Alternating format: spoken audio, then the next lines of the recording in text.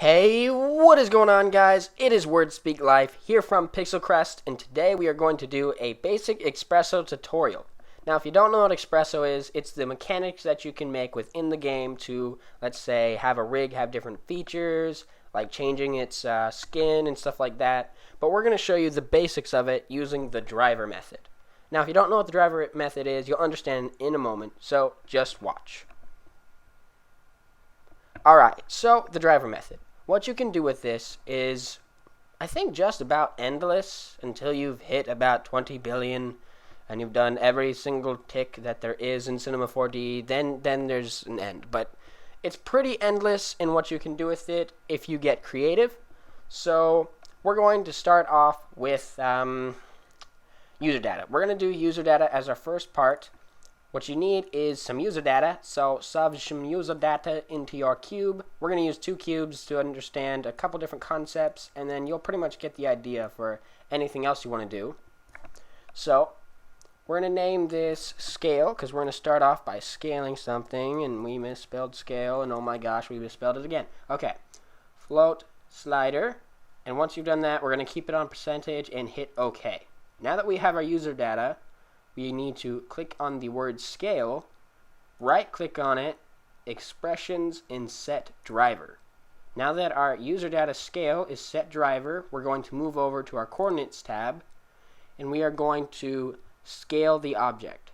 Now, what we can do is we can click S and scale the whole object as if we were going to do this,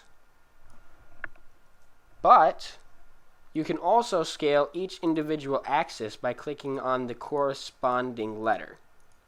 We're going to scale the whole thing, so we're going to click here, expressions, and set driven absolute.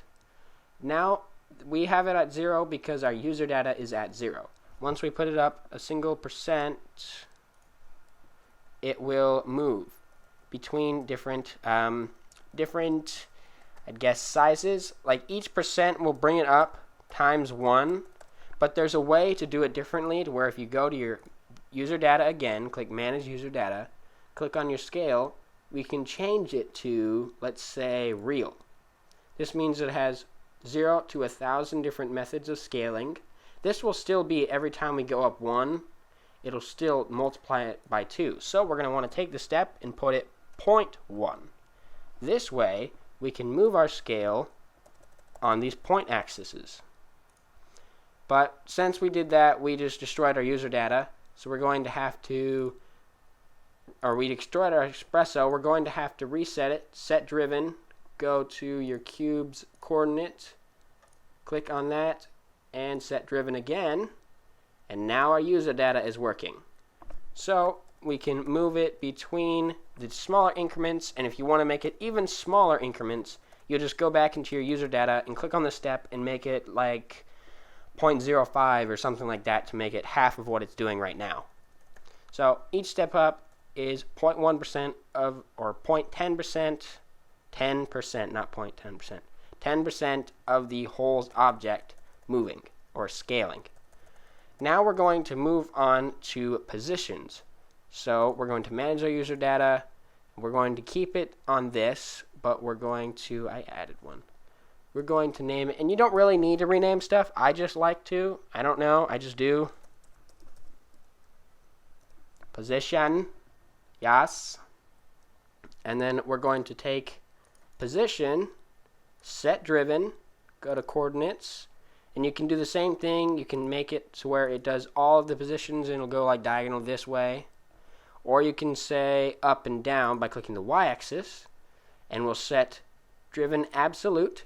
And that way, it'll go up. I forgot to remove the scale. Hold on. Delete. Cube, object, 1, 1, or 1, 1, 1. Oh, I removed the wrong Xpresso. Okay, remove this Xpresso. And it stays that way. Now we have the positioning.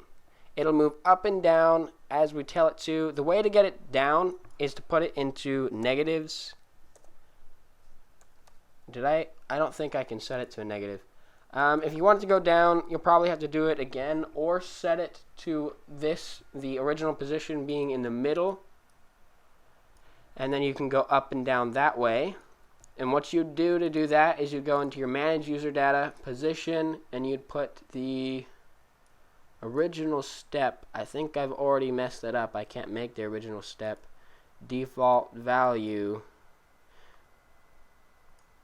We'll just put it exactly 500. I don't know if it's going to work anymore because we already set it up. Yeah. What we could have done is set it to where the default value was going to be there. Actually, no, because the default value would just set this to 500. Like if I set this to 500, it won't go because this is on there. So yeah, but you can make it move up and back to its original position doing that.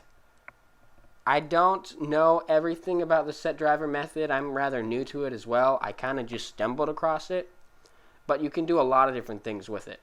So now that we've done position, we're going to move on to, hold on, we have to remove that Xpresso before we do anything else. Delete. Okay. Go onto the cube. We're going to get rid of our user data, and I'm going to show you, actually we'll do one more. I'm going to show you how to set up a hue. So what you want to do is float slider, and then you want to set it to percent. Once you've done that, you're going to want to click on the texture that you have. I'll double click it to open up this window because I prefer the window. Click on filter, and now that you have your filter, you're going to click on the filter word. You want to go back to your cube, click on hue, and set it driven again. Now you're going to want to go on to hue in the texture, go to expressions, and set driven absolute.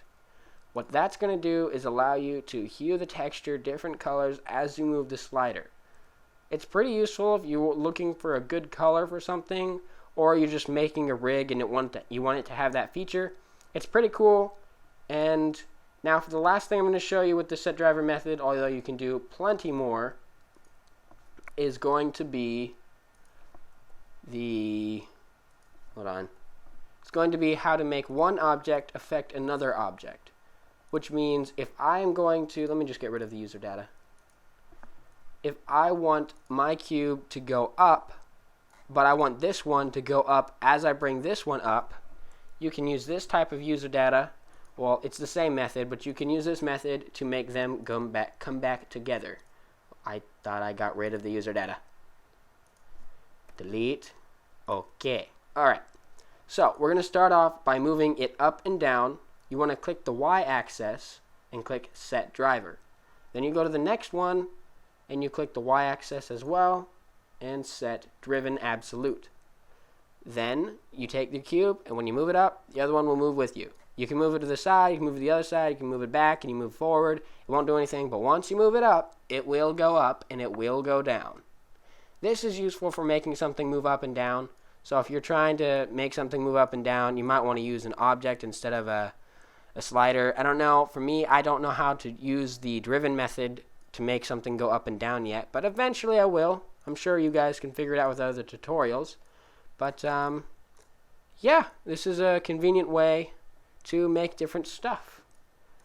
I hope you guys all enjoyed this. If you did, please hit the like button and subscribe, because that is all we're going to show you for today. However, I just remembered, if you guys want to learn different Xpresso, you can do different things with the driven method and then look at all the stats of this, and you can figure out how to make things work by putting in nodes. Like I know how to make the texture hueing and all that kinds of stuff using nodes in the Xpresso window, like adding the different nodes, Xpresso nodes, logic, compare, conditions, stuff like that. So if you want to learn, you can just set driven all kinds of random different things, and hopefully you can figure out how to do all kinds of different stuff and learn some more, or just look it up on YouTube/documentation on the Cinema 4D website. But that is all. I hope you guys enjoyed this tutorial and learned a lot. Thank you all for watching. Have a wonderful day, and goodbye.